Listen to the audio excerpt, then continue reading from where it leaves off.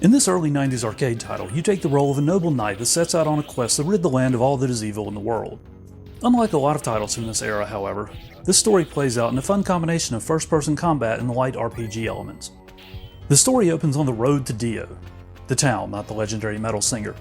Before you can take a step, a villager approaches you saying his town is under attack by monsters, and then is proceeded to be murdered by a giant rat in shining armor. From there, you are thrust into battle. Now, sword-based combat done in the first person may sound like a tall order, but amazingly enough it delivers here. There are multiple layers to the battlefield that the enemy can jump between, however you must wait until they are on the front layer before you can start hitting them with your sword. For the weakest enemies you can immediately begin unleashing a torrent of strikes on them, which will quickly reduce their health to nothing. If you try this strategy on anything stronger than the rat in armor, you're going to be in for a rough time. You have a variety of attacks at your disposal, with the ability to strike high, thrust, or slash across the enemy. There are counterattack moves as well that allow you to break enemy combos, and you can even unleash a spinning power attack. If you need a break from the combat, you can deliver a kickback attack that will force your opponent to leap back from you, preventing it from attacking for a short while. After defeating a few low-level creatures, the enemies will block and counter your strikes, beating you down swiftly if you don't employ some strategy. For some of the basic enemies, it's best just to hang back in the block position, guessing whether or not the blow will be coming in low or high, and retaliate when they are stunned. For the more difficult enemies, it's almost required that you proceed this way. Even with the cautious approach, the battles will quickly become difficult. Take one of the first truly difficult enemies, the second level boss, a fighting goat man in armor. When you employ the block and counter strategy, he throws something new into the mix, a spinning combo blocker followed immediately by a counter combo which can knock you flat on your back in a hurry.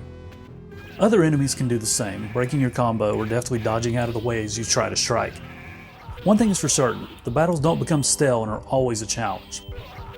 As you fight and defeat enemies, you collect two main things, experience and gold. At the bottom of the screen, you have your level and experience counter that will grant you an extra half bar of energy when you level up. It's not much, but it will let you survive another hit before dying. The gold is much more important because between every level you have the ability to call merchant and upgrade your weapon. Each weapon not only has its own power rating, but also comes equipped with a unique magical spell. When you start, your basic sword allows you to throw glowing orbs at the enemy for a tiny bit of damage. The Mist Sword is the cheapest offering and grants you the power of mist. Granted, this doesn't sound too appealing, especially when you first use it and find that it barely takes off any health. However, if you time it just right, you'll be able to stun-lock your enemy and inflict massive amounts of damage with your sword.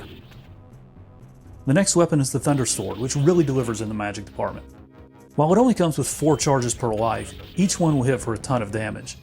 On a lot of regular enemies you can one-shot them, which makes going through some of the battles a lot easier. On the higher level enemies, it can cut their health in half or more.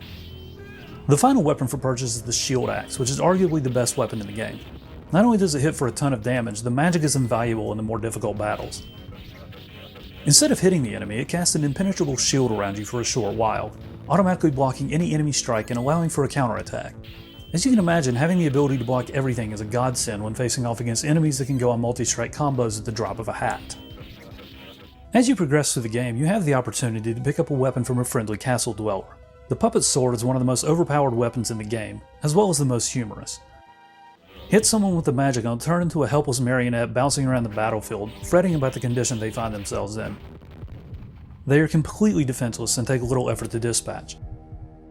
Unfortunately, the magic doesn't work on bosses, which, now that I think about it, might be good because it would have been a game-breaking weapon. The bosses can pose quite a challenge if you aren't prepared for a battle.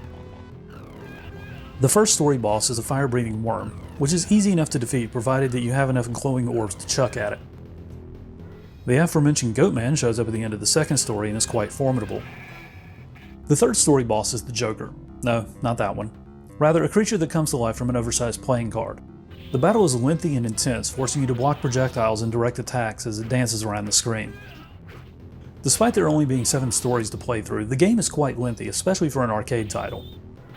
The first story only has 4 fights in it, but by the third story you'll have 11 stops on your way to the boss, each with multiple enemies to take down, and even some branching pathways toward the end. If you don't have this on MAME or a physical cartridge for the Neo Geo, be prepared to plunk down a lot of quarters to see the ending. Cross Swords is one of the most unique arcade titles from this or any era. The first-person swordplay hasn't been replicated this well outside of the franchise, and still holds up great today.